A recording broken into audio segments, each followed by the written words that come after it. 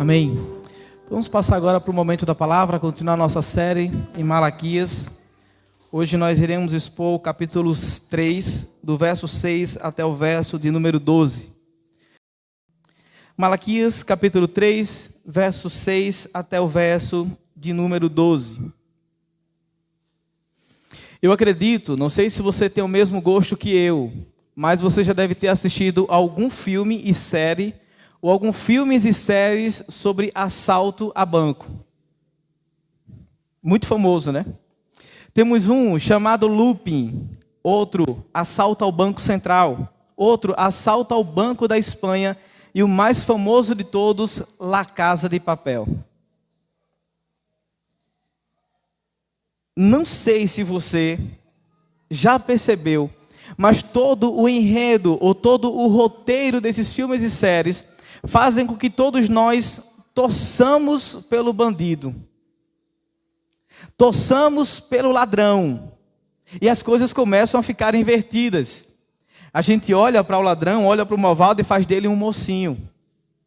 E no final da série estamos vibrando o tempo todo. Deus queira que ele não seja pego. Terrível essa oração. Se você não assistiu ainda a série de Lupin, é uma série muito boa. É uma série, na verdade, de tirar o fôlego. Eu digo que talvez mais inteligente do que La Casa de Papel. O Hassani Diop, interpretado pelo grande ator Osmar Sy, tem estratégias inteligentes para roubar museus, para roubar bancos e artigos de grande valor. Ele é um grande ladrão. Cada capítulo é um convite para assistirmos o próximo capítulo. Cada capítulo que lemos, nós ficamos como um imã no sofá, esperando qual será a próxima sacada desse homem. O que será que o roteirista vai fazer? E quando menos espera, um plot twist, uma reviravolta. Somos fãs do que na verdade vemos em nós. Somos fãs e torcemos do que na verdade se enxerga em nós. Na verdade somos fãs de assaltantes, ladrões, enganadores, estrategistas e planejadores.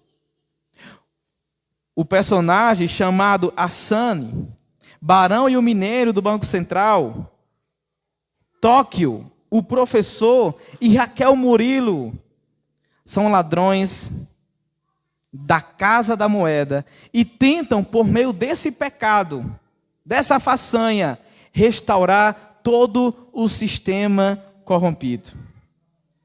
A verdade, irmãos, é que nem tudo é história de ficção. Existe sim aqui uma realidade no que parece ser irreal. E a realidade não está longe. A realidade de tudo isso não se encontra na Casa da Moeda, no Banco da Espanha ou no Banco Central do Brasil. Hoje, nós veremos juntos o maior cangaço da história: os ladrões da casa de Deus. Vejamos então um breve relato do maior cangaço que já existiu em prol de assaltar a casa do tesouro. A casa do tesouro de Deus. Leiamos para começar apenas o verso 6, por favor. Diz assim um texto sagrado: de fato, eu, o Senhor, não mudo. Por isso vocês, descendentes de Jacó, não foram destruídos. Oremos ao Senhor mais uma vez. Bendito Deus e Pai, nós estamos agora diante da Tua palavra com temor e tremor, porque nós queremos ouvir a Tua voz. Fale aos nossos corações nessa noite. Nós queremos sair daqui cheios do Teu Espírito Santo e transbordando, para que tenhamos uma semana de piedade, uma semana de santidade, e que possamos ao mesmo tempo, por meio da Tua palavra, mudar a nossa rota e restaurar a nossa relação com o Senhor. Faça isso conosco, nos auxilie, em nome de Cristo Jesus. Amém. Nós entendemos que o livro de Malaquias é um livro cheio de debates, discussões entre o povo e Deus. Nos 4 últimos debates que nós estudamos e que nós vimos, Deus faz duras críticas tanto ao povo quanto ao sacerdote, na maneira em que o povo e os sacerdotes estavam lidando com o culto ao Senhor. Críticas pesadas. Eles estavam afrontando a fidelidade de Deus, eles estavam insensíveis espiritualmente, eles estavam apresentando uma adoração deficiente no altar do Senhor, ou seja, ofertas aleijadas. Eles estavam pregando com parcialidade e estavam também negligenciando o culto ao Senhor. O que ficou claro para a gente até aqui, estudando o livro de Malaquias, é que Deus leva o culto a sério. Hoje nós chegamos no 5º debate. 4 debates, hoje nós chegamos no 5º debate. E nele então, Deus agora começa a fazer um chamado à restauração. O tempo todo Deus está tratando o cinismo do povo. Deus diz, eu vos amo. O povo pergunta, como o Senhor tem nos amado? Deus está o tempo todo respondendo ao cinismo deles, o tempo todo tratando o pecado do povo, mas agora Deus vai chamar o seu povo à restauração. Malaquias então introduz esse debate com 3 aspectos importantes. Primeiro, ele fala de uma audiência que Deus está tendo com o povo conciliatória, de conciliação, de se reconciliar. No capítulo anterior, o povo colocou Deus no banco dos réus, e vocês viram isso. Agora Deus está chamando o povo para um tempo de restauração. A reconciliação, nesse caso, irmãos, é obra exclusiva e única de Deus. O próprio Deus que inicia a aliança com o seu povo, agora é o próprio Deus que está chamando o seu povo para restaurar a aliança que foi feita com ele. Um segundo aspecto é que ele fala dos termos da conciliação. O Deus da aliança chama o seu povo amado, porém, muitas vezes rebelde, para um retorno, para uma volta do coração, mas também uma volta com relação à restauração do bolso daquele povo. É uma volta espiritual que abrange o aspecto financeiro de toda aquela nação. Um terceiro aspecto dessa fala é sobre a necessidade da conciliação. O povo precisava se reconectar com o Senhor. O povo precisava ser restaurado pelo Senhor. Se o povo se voltar para Deus, nós veremos no texto, Deus também se voltará para o povo. Se o povo for fiel na devolução dos dízimos e ofertas, em vez de maldição, as janelas dos céus serão abertas. A escolha então aqui é entre bênção e maldição. O que nós veremos hoje e que ficará claro para todos nós é Deus chamando o povo à restauração. Deus chama seu povo à restauração. A pergunta que nós podemos fazer no texto então é: em que está fundamentada essa restauração? Nós veremos em primeiro lugar que essa restauração está fundamentada no caráter imutável de Deus. Deus está fazendo o tempo todo duras advertências contra Israel. De maneira argumentativa, Deus chama o povo para o debate e Deus tem provas de que o povo está pecando contra ele. Por A mais B, Deus está dizendo: vocês estão pecando contra mim.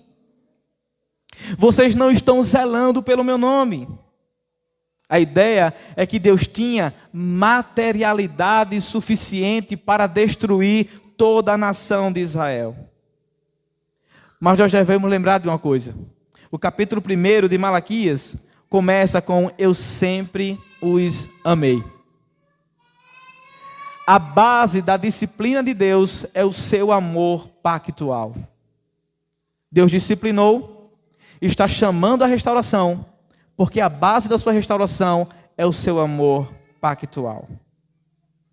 E é por isso que Deus faz o convite a essa nação. É por isso que Deus está chamando aqueles que quebraram a aliança com Ele. Percebam, não foi Deus quem quebrou a aliança com o seu povo.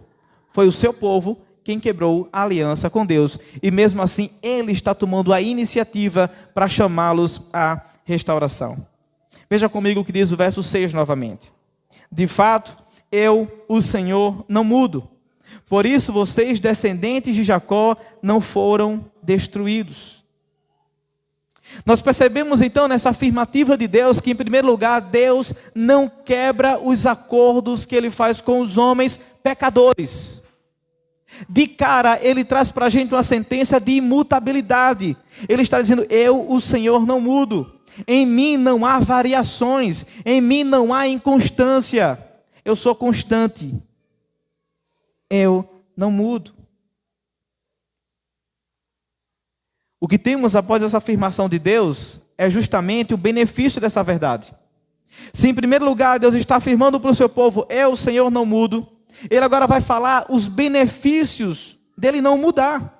E os benefícios dele não mudar está justamente no fato da parte B do verso 6. Por isso vocês, descendentes de Jacó, não foram destruídos. Deus está dizendo: vocês só não foram destruídos, descendentes de Jacó, porque eu não mudo e sustento a aliança que fiz com os seus antepassados e que se estende até vocês. A ideia é a de que mesmo Israel, tendo pecado deliberadamente, tendo afrontado a Deus com suas ações, tendo sido trapaceiros como Jacó, o pai dessa nação, não foram consumidos, porque a aliança que Deus fez com o homem não pode ser quebrada por parte dele. Afinal, é sempre Deus quem toma iniciativa na aliança. Fundamentado no seu caráter imutável, Ele chama o seu povo à restauração. Ele convoca o seu povo a rever ou a lembrar os termos do contrato que Ele fez com o povo. Quando Deus chama o povo à restauração, Ele está chamando o povo a relembrar, a enfatizar os termos do contrato. Veja comigo o que diz o verso de número 7. Ele diz: desde o tempo dos seus antepassados, vocês se desviaram dos meus decretos e não lhes obedeceram. Voltem para mim e eu voltarei para vocês, diz o Senhor dos Exércitos. Mas vocês perguntam: como voltaremos? Esse povo, o povo do pacto, sempre, como nós, teve dificuldades em cumprir os decretos de Deus, em cumprir os termos estabelecidos pelo Senhor na sua aliança com o seu povo. Como Ele diz: desde os seus antepassados vocês se desviaram. Vocês se desviaram dos meus decretos e não lhes obedeceram. Todo o povo de Deus sabia o que tinha que fazer, só não fazia. O que é mais interessante nisso tudo é que, diante de todo o caos, de toda a desobediência, de todo o furacão que o povo criou em torno deles, o Deus que estabelece a aliança é misericordioso e compassivo com o seu povo. E é por causa justamente do seu amor leal em caixa alta e destacado, é por causa do seu amor leal que Ele chama o seu povo para perto. Imagina então o caos que estava naquela época, o povo distante do Senhor, insensíveis espiritualmente, oferecendo o culto inútil ao Senhor, ao ponto do Senhor dizer: é melhor que vocês fechem a porta do templo do que oferecerem um culto deficiente para mim, do que um culto inútil. Nós vimos Deus dizer: eu não aceito a adoração de vocês. Enquanto vocês não me adorarem verdadeiramente, eu não estou aceitando a adoração de vocês. Esse é o fato aqui. Então imagine esse povo rebelde, imagine esse povo insensível, esse povo distante de Deus e apático ao Senhor. Agora Deus está fazendo o convite para eles: voltem para mim e eu voltarei para vocês, diz o Senhor dos Exércitos. Esse é um chamado à restauração. Deus está chamando o seu povo à restauração. Voltem, é uma ordem. Eu voltarei para vocês, é a consequência da iniciativa que Israel tinha que dar. Deus está dando a ordem: volte, eu voltarei, é uma consequência do retorno de Israel. Apesar desse doloroso fato, Deus não desiste do seu povo. E nem desiste de atrair o seu povo para si mesmo. Deus não desiste de chamar o seu povo para se arrepender dos seus pecados. Deus não desiste de lançar cordas de amor para que o seu povo se agarre nela e Ele lhes tire do poço do qual se colocaram. Deus chama o seu povo à restauração, apesar de tantos anos de rebeldia. Mas é interessante que mesmo com o convite especial do próprio Deus, voltem-se para mim e eu voltarei para vocês, diz o Senhor dos Exércitos, nós temos aqui então uma pergunta cínica do povo. E o povo pergunta: mas como havemos de retornar? Como voltaremos? É cínico da parte do povo perguntar para Deus como voltarão. A ideia que eles estão fazendo com essa pergunta é: mas em que havemos de tornar? Eles estão olhando para Deus, acusando-os de seus pecados. Imaginem que Deus está dizendo: vocês roubaram. Eles estão dizendo: não roubamos. Deus está dizendo: aqui está a prova que vocês roubaram. Deus está dizendo: vocês precisam voltar. Ele está dizendo: mas de que é que nós vamos voltar? Nós nunca saímos. Do que é que o Senhor está falando, Senhor? Nós não estamos entendendo o que o Senhor está dizendo. Nós precisamos nos arrepender de quê? A pergunta do povo é essa: nós precisamos nos arrepender de quê? Nós vamos voltar para onde? Que conversa é essa da sua parte? Em que é que nós temos pecado contra ti, Senhor? Está tudo tão bem. O que é que nós estamos fazendo de errado que precisamos nos retornar para o Senhor, para que o Senhor também venha até nós? Irmãos, pior do que a transgressão é a falta de consciência de que estamos transgredindo a lei de Deus. O anestesiamento da consciência e a insensibilidade espiritual são os estágios mais avançados da decadência espiritual de um crente. O Senhor está dizendo: vocês estão pecando o tempo todo contra mim. Vocês estão banalizando o meu nome, vocês estão me desonrando, vocês não têm zelo nenhum pela minha casa, pelo meu culto, e nem pela nação, nem pelo que fiz por você. O povo está dizendo: certo, nós fizemos isso? É sério? É sério que o Senhor está esperando que a gente retorne? Para onde? Só o Senhor está vendo isso. Há cinismo da parte do povo. O povo está insensível espiritualmente. Tão insensíveis que não percebem a lama em que se encontram, ao ponto de dizer para Deus do que é que o Senhor está falando. Será que você está nesse estágio hoje? Ouvindo a voz de Deus para se voltar para Ele e está perguntando: como eu farei isso?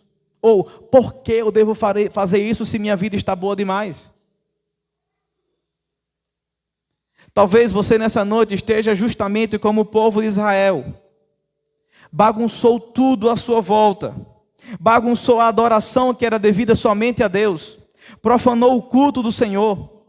Ofereceu um culto inútil a Deus. Entregou uma adoração totalmente aleijada ao Senhor. Mas no final está perguntando: é sério que fui eu que errei? É sério que eu que preciso voltar? Talvez você seja o filho da parábola do filho pródigo. Deixou a casa, o aconchego do pai, saiu do colo para se deitar nos lençóis do prazer. Se alimentou ou está se alimentando da lavagem dos porcos, quando na verdade há fartura na mesa do pai. Esse é você agora? Esse era você ontem? Ou está caminhando para ser esse? Será que você saiu tanto da rota que não sabe mais o caminho de volta? Será que você se perdeu tanto nesse aspecto da religiosidade que não sabe mais por onde recomeçar? Deixe que eu lhe aponte um caminho. Volte, puxando as cordas da graça que Deus está estendendo para todos nós nessa noite. Retorne agarrado com todas as forças nas cordas de amor pactual que Deus está jogando para nós nessa noite. Agarre-se na boia que o Senhor está jogando no nosso naufrágio. Mas volte ainda hoje. Não há poço tão fundo que o Senhor não tenha cordas de amor para nos salvar. Afinal, aquele que nos convida A restauração é aquele que lança as cordas para nos trazer de volta. Voltem-se para mim e eu me voltarei para vocês. É uma promessa, irmãos. E o Senhor começa dizendo que Ele não muda. Se Ele não muda, está dizendo que se eu e você voltarmos para Ele, Ele se voltará para nós. Isso vai acontecer.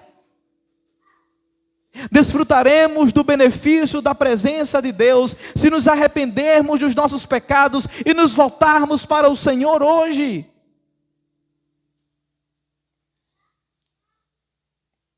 Segunda Crônicas 7:14 diz: então, se o meu povo que se chama pelo meu nome humilhar-se e orar, buscar a minha presença e afastar-se dos seus maus caminhos, eu os ouvirei dos céus, perdoarei os seus pecados e restaurarei sua terra. Olharei e ouvirei atentamente cada oração feita neste lugar. O pedido de Deus para todos nós, crentes no Senhor Jesus, é: voltem, filhinhos de Jacó. Vocês que quebraram a aliança, desobedeceram os meus decretos, são cínicos, são enganadores, são traiçoeiros, mas voltem. Voltem. E eu me voltarei para vocês. Eu restaurarei vocês. Voltemos então na rota da restauração, sabendo que Deus é imutável em seu ser. Tendo a ideia de que Deus é o mesmo sempre. Ele não tem começo nem fim. Ele é o mesmo ontem, hoje e será para sempre. Não há variação do nosso Deus e nem sombra de mudança. Deus não tem, irmãos, picos de crise. O seu amor por nós não passa por baixas. O seu amor por nós é constante apesar de nós. E a causa do amor de Deus por nós está nele mesmo. A causa do amor de Deus por nós está nele mesmo. Voltemos também lembrando que Deus é imutável em relação à sua aliança conosco. Deus é leal ao compromisso que assume. Como nós, filhos de Jacó, trazemos suas marcas, nós somos também constantes. Contudo, ainda que sejamos infiéis, Deus não pode negar a si mesmo. Mesmo quando somos infiéis, Deus permanece fiel. Deus nos disciplina, Deus nos corrige, mas porque Ele não muda, Ele nunca nos destrói. Nunca nos destrói. Entremos juntos na rota da restauração, sabendo então que a imutabilidade de Deus é a segurança que todos nós temos.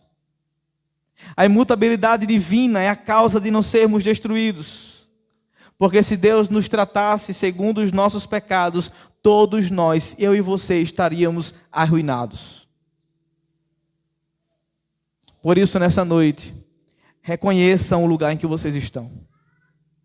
Reconheçam os seus pecados. Reconheçam que vocês e eu precisamos de restauração. Nos arrependamos juntos dos nossos pecados e retornemos para o Senhor. Sem máscaras, sem maquiagem, sem capas, nu, com as vísceras expostas diante de Deus. Lembre-se, irmãos, que por Ele não mudar, seu Filho veio e por meio do seu sacrifício nos permitiu termos hoje chances de restauração. Não é pelo que você faz ou pelo que você fez, mas é pelo que Cristo fez por todos nós. Isaías 49:15 diz: será que uma mãe pode esquecer do seu filho quando ainda mama? E não ter compaixão do filho que gerou? O texto diz: embora ela possa se esquecer, eu não me esquecerei de ti, diz o Senhor. Porque eu, o Senhor, não mudo. Nos apeguemos a essa verdade e juntos retornemos do lugar onde estamos para sermos restaurados pelo nosso Deus. Deus está chamando o seu povo à restauração e vimos em primeiro lugar que essa restauração ela está fundamentada no caráter imutável de Deus. Veremos agora em segundo lugar que essa restauração está fundamentada na devolução dos dízimos e das ofertas. Chegamos, enfim, ao texto mais esperado do livro de Malaquias. O texto que todo mundo fala quando está em um culto de algumas igrejas e antes do ofertório ele é lido: trazei todos os dízimos à casa do tesouro. Mas nós já vimos no decorrer de todo o livro que esse não é o único pecado do povo. Essa não é a única falta cometida pelo povo. Há muito mais que o povo tem feito. E antes das ofertas, nós acabamos de perceber que Deus quer restaurar o ofertante. Essa é a chave do texto. Antes de trazer a oferta, Deus está fazendo o quê? Venham até mim. Restaurem seus corações. Deus quer corrigir o ofertante. Deus quer restaurar o ofertante, para que então o ofertante apto possa então ofertar ao Senhor com alegria de coração. No texto anterior, Deus acusou o povo de ser desobedientes aos seus decretos. O povo estava distante, tão insensíveis a Deus que não sabia mais como voltar. E respondendo à pergunta que eles fizeram, como voltaremos? Como voltaremos? Deus responde no verso 8. Veja comigo o texto sagrado, por favor.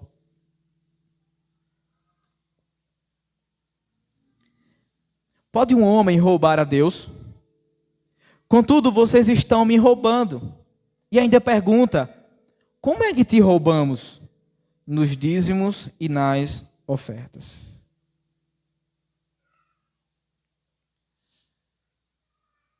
Que texto tenso. Que fala tensa da parte de Deus para o seu povo. Deus está convidando o seu povo à restauração. Vocês vêm e eu vou. O povo está perguntando como faremos isso. Deus está então respondendo: pode um homem roubar a Deus? E a afirmativa: contudo vocês estão me roubando. Vocês estão me roubando. Respondendo a pergunta: onde temos errado? Onde foi que nos distanciamos do Senhor? Deus agora está dizendo: o problema de tudo que está acontecendo é que vocês têm me roubado. Deus está acusando o povo e chamando eles de ladrão, ladrões.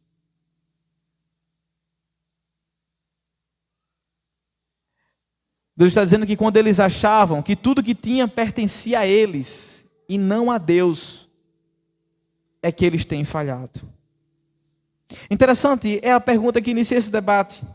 Deus diz: pode um homem roubar a Deus? Se você já assistiu os filmes e as séries que eu citei aqui na minha introdução, os bancos dos quais as séries e os filmes fazem são bancos inacessíveis para o roubo. É como se disséssemos: pode alguém roubar o Banco da Espanha? Não. Há um sistema de segurança terrível em que ninguém pode adentrar. A pergunta seria: pode alguém roubar o Banco Central do Brasil? A resposta seria não. Há um cofre muito seguro e não se dá para fazer isso. Agora ele está dizendo: pode o homem roubar a Deus? E vejam, sim. É impossível assaltar o Banco Central do Brasil, é impossível assaltar o Banco Central da Espanha, mas é possível roubar o Banco de Deus. Sim. Pode um homem roubar a Deus? Deus está dizendo: vocês estão me roubando, ladrãozinhos.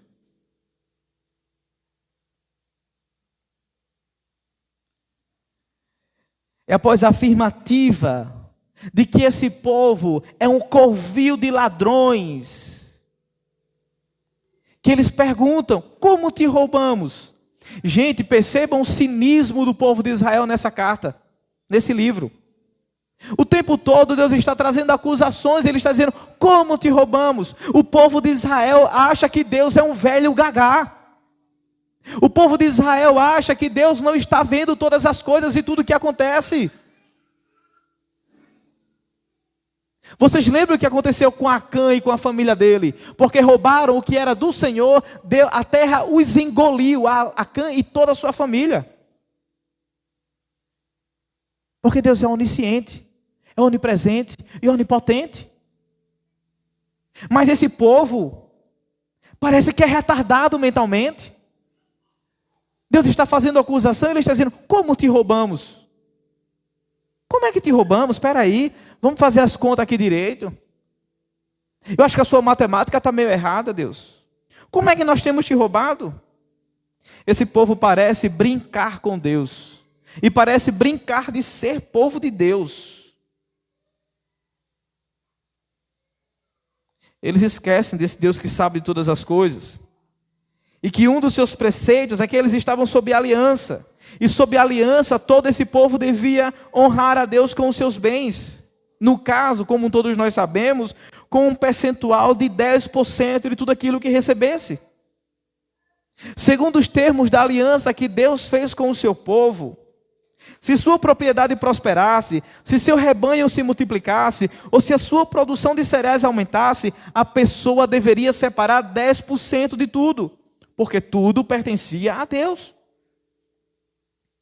E a esse dízimo, a esse percentual, ainda lhe entregava ofertas especiais, ofertas voluntárias e ofertas de gratidão.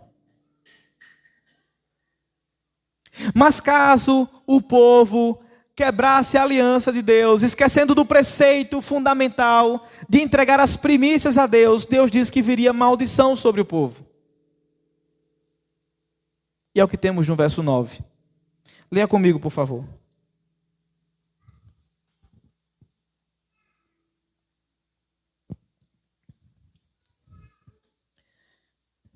Vocês estão debaixo de grande maldição, porque estão me roubando.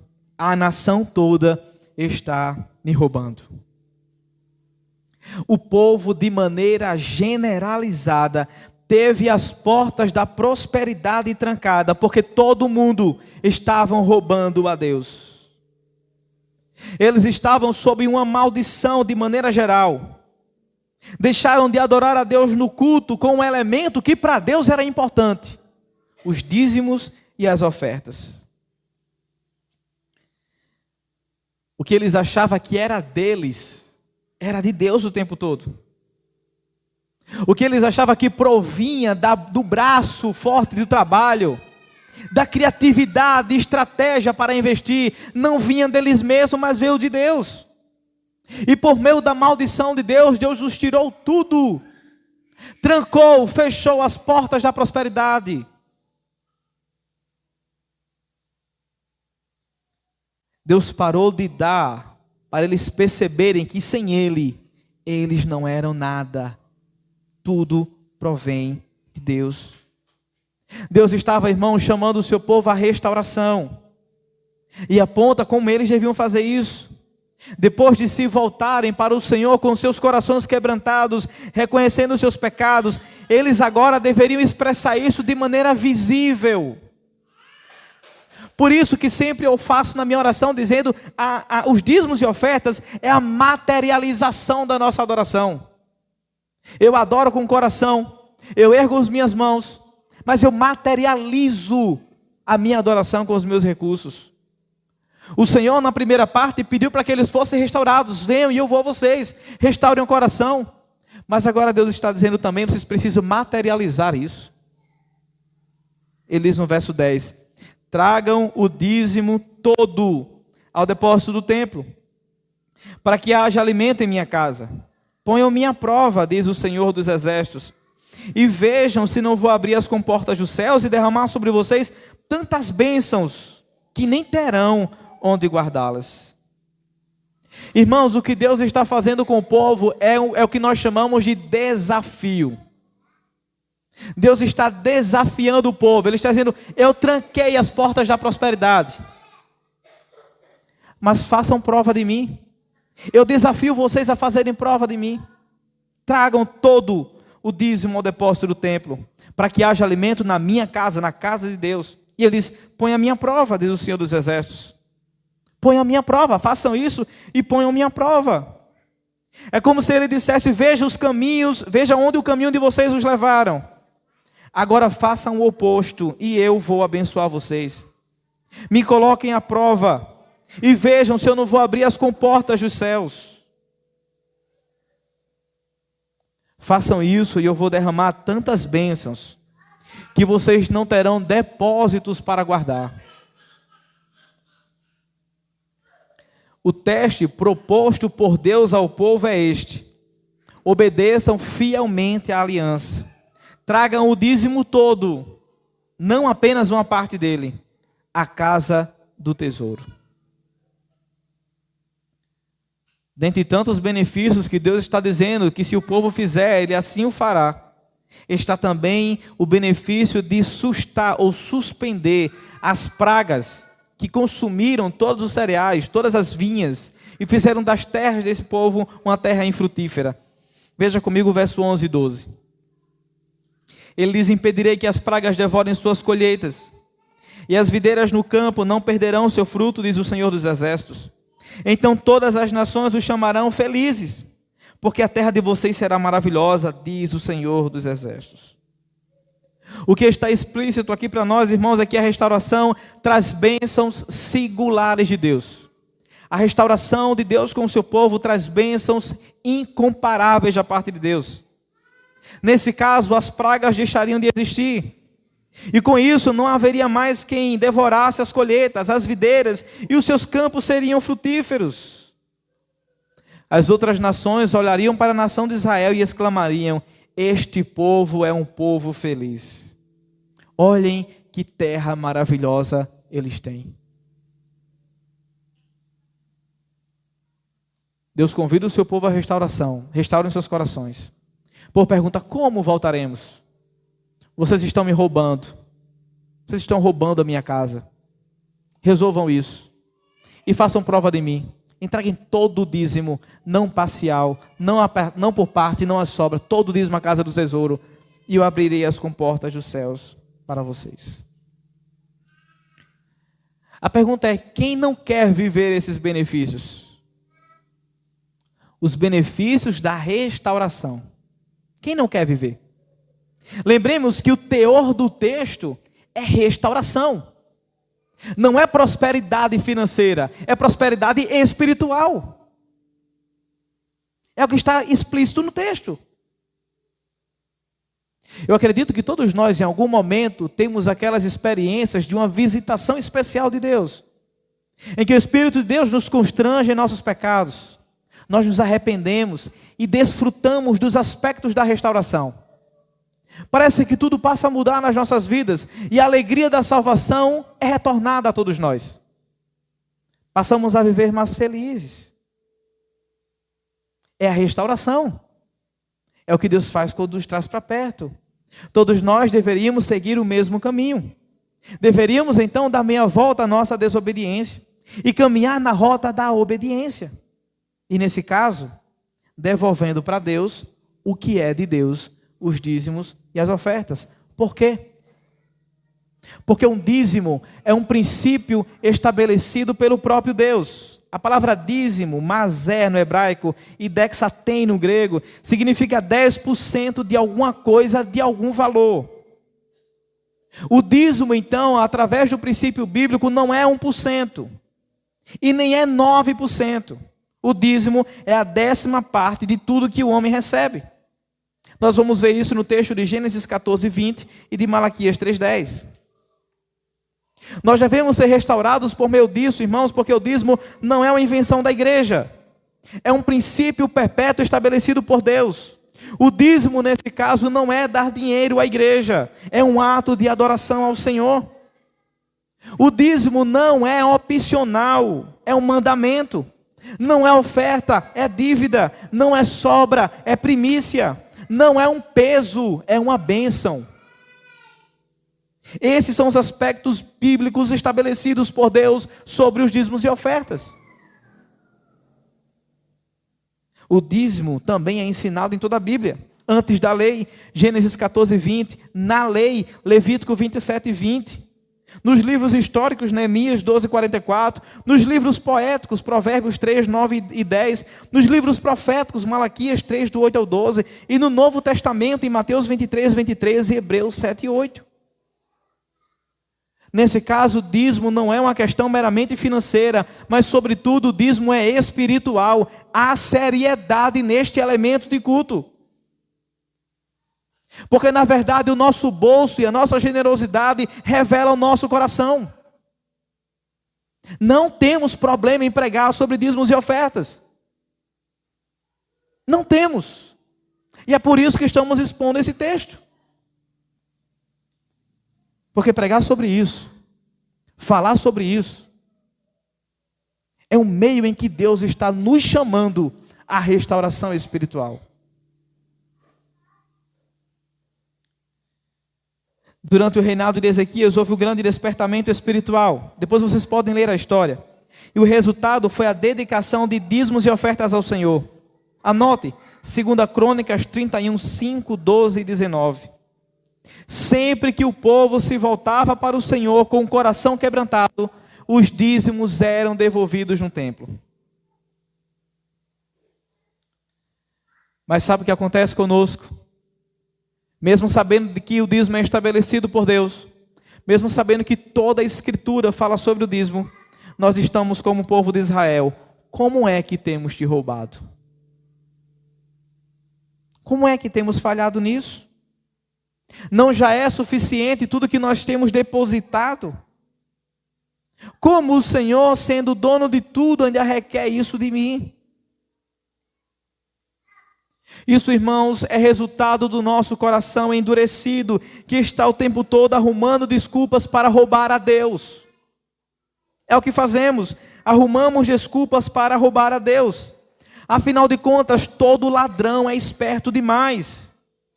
E o que custa roubar um pouquinho aqui, roubar um pouquinho ali? O que custa de 10% dá somente 8%. Ninguém vai notar. Nosso coração faz parecer que isso e essa falta não é tão mal. Afinal, o senhor não sabe da minha condição financeira, pastor. O senhor não sabe o que eu tenho passado na minha casa. Se eu tirar, vai faltar. Quem vai suprir? Nós somos o povo mais expert em dar razões e desculpas para desobedecer a Deus. E uma delas é: o que eu ganho não sobra. Como eu vou devolver para Deus o que não está sobrando? Essa é a questão, irmãos. Dízimo não é sobra, dízimo é primícia. Dízimo não entra na agenda como o último ponto das contas, entra como o primeiro. Primeiro do Senhor. A sobra para as demais coisas. A sobra, segundo este povo, era dada aos animais domésticos. A ordem de Deus é: honra ao Senhor com as primícias da tua renda. Provérbios 3:9. Os homens fiéis separaram o melhor para Deus, ou seja, as primícias. Êxodo 23:19, 1 Crônicas 29:16 e Neemias 10:37. Se não formos fiéis, como vai sobrar? O profeta Ageu disse que o infiel recebe o salário e coloca no saco furado, vaza tudo. Sabe aquela sensação de receber o salário, chegar no final do mês e dizer não deu para nada? O profeta Ageu está dizendo que são homens infiéis. Recebe o salário, coloca numa bolsa e parece que é uma bolsa furada.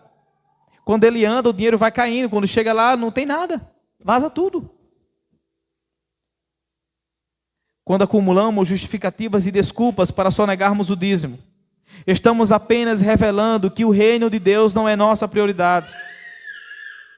Que o nosso amor a Deus não é nada comparado ao apego com o dinheiro que nós temos. Não dizimar, irmãos, revela muito mais o nosso coração do que a nossa situação. Quando dizemos que a razão de determos o dízimo é que se o pagarmos, vai nos faltar o básico, estamos permitindo que Satanás encha o nosso coração de incredulidade. Isso é justamente uma resposta de achar que Deus não está cuidando de nós. Não darei porque se eu dar vai faltar. É achar que Deus, o soberano, não está cuidando de nós. Paremos de pensar como um mundano. Paremos de pensar como ladrões da casa de Deus. Paremos de pensar como trombadinhas de beco de rua. Pense então como filho de Deus. Pense que Ele nos adotou como filhos. E por meio de Cristo Jesus, todos nós somos co-herdeiro de uma herança espiritual que não se perece, não se enferruja e não se acaba. Pensemos como filhos de Deus e paremos de pensar como trombadinha de beco de rua, que só pensa em roubar a casa de Deus, que só pensa em sacrificar o reino de Deus.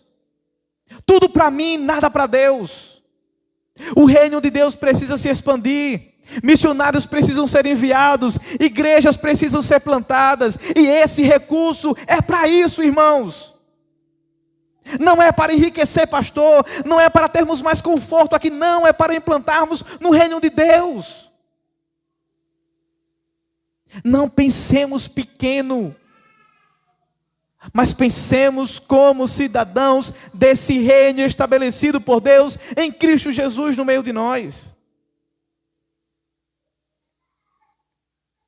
Há benefícios para aqueles que são fiéis a Deus.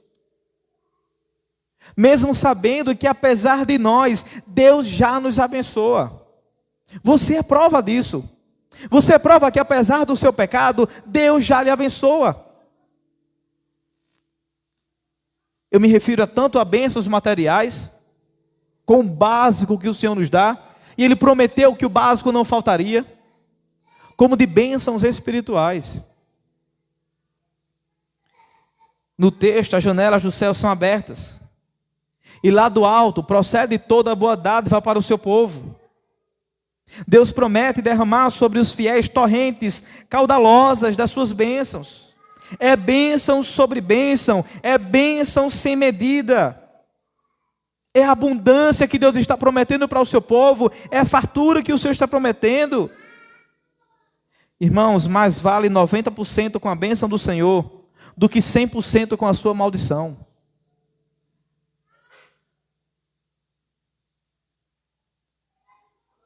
Janelas abertas não falam apenas de bênçãos materiais, mas falam de todas as bênçãos espirituais que já possuímos em Cristo Jesus.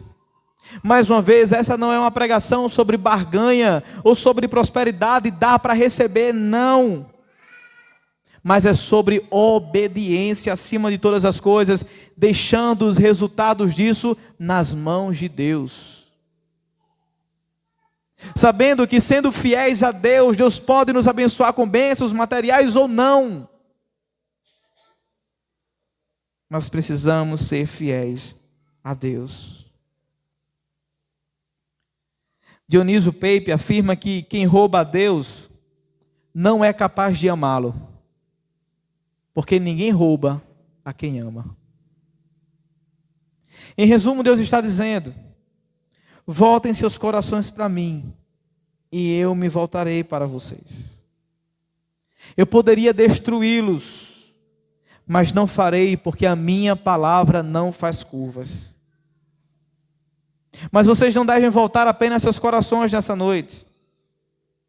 Vocês devem devolver o que estão roubando também. Esvaziem seus bolsos e devolvam para Deus aquilo que vocês estão roubando. Essa é parte fundamental na restauração. O que vemos aqui, irmãos, está longe das séries e dos filmes que nós assistimos sobre assalto. Esse cangaço somos nós. Esse corvil de ladrões somos nós.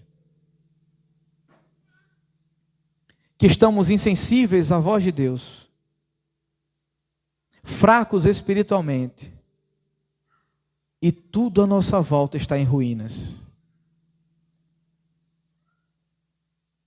Não somos os mocinhos da história, nós somos os vilões, nós somos os assaltantes da casa do tesouro de Deus. Esse enredo não é fictício. Ele foi real e é real nos nossos dias. Pode haver no nosso meio vários ladrões da casa de Deus, que se escondem com suas máscaras de assalto para não serem identificados como tal. Esse é você nessa noite? Alguém que está roubando a Deus descaradamente? Se for, se arrependa desse pecado e devolva para Deus o que é de Deus. Ou será que você é aquele que está tão insensível que não sabe mais por onde voltar? Se perdeu tanto que não sabe como retornar à restauração por meio do Evangelho? Acha que tudo que fez e que faz é suficiente, provas suficientes para não se aproximar novamente de Deus? Se esse é você, o convite também é volte, e eu me voltarei para vocês. Deus não entregou só 10% de tudo que possuía. Deus nos entregou tudo. Ele entregou 100% do seu tesouro. Ele mandou o seu Filho para nos beneficiar da herança dele nas regiões celestiais.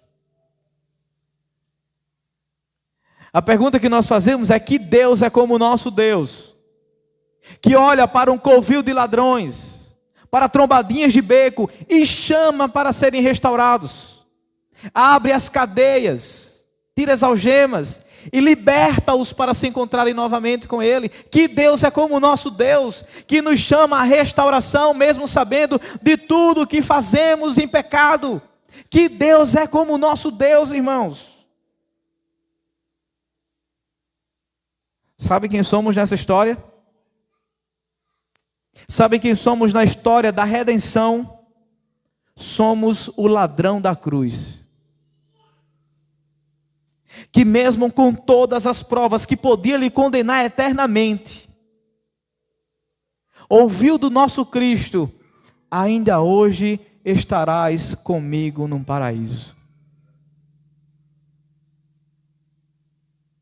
Se volte para Deus hoje. Esse Cristo da cruz é o amado de nossas almas, que vai nos restaurar novamente, para que juntos todos nós possamos contemplar a sua beleza e vivermos unicamente para Ele e não mais para nós mesmos. O que merecíamos, todos nós, merecíamos sermos destruídos. Como descendentes de Jacó, merecíamos ser destruídos. Mas por que é que Deus não destrói esse covil de ladrões? Já vimos no capítulo 3, verso 6, porque isso não acontecia. Porque o Senhor afirma que eu, o Senhor, não mudo, por isso vós, ó filhos de Jacó, não sois destruídos. Cristo Jesus, irmão, se colocou entre nós e Deus para nos defender, para defender ladrões dos seus pecados. Cristo se colocou entre nós e Deus e tomou sobre Ele a ira que poderia nos destruir eternamente. Porque Ele não nos destrói, porque eu, o Senhor, não mudo, diz o Senhor, e a sua aliança permanece fiel de geração a geração. É por isso que não fomos destruídos ainda, porque Deus permanece fiel à sua própria palavra. Por isso, juntos, vamos ao encontro dele com uma certeza: Ele nos colocou debaixo de suas asas e em suas mãos, e absolutamente nada pode nos tirar de lá. Tal conhecimento é espantoso demais para nós que pecamos contra Ele deliberadamente.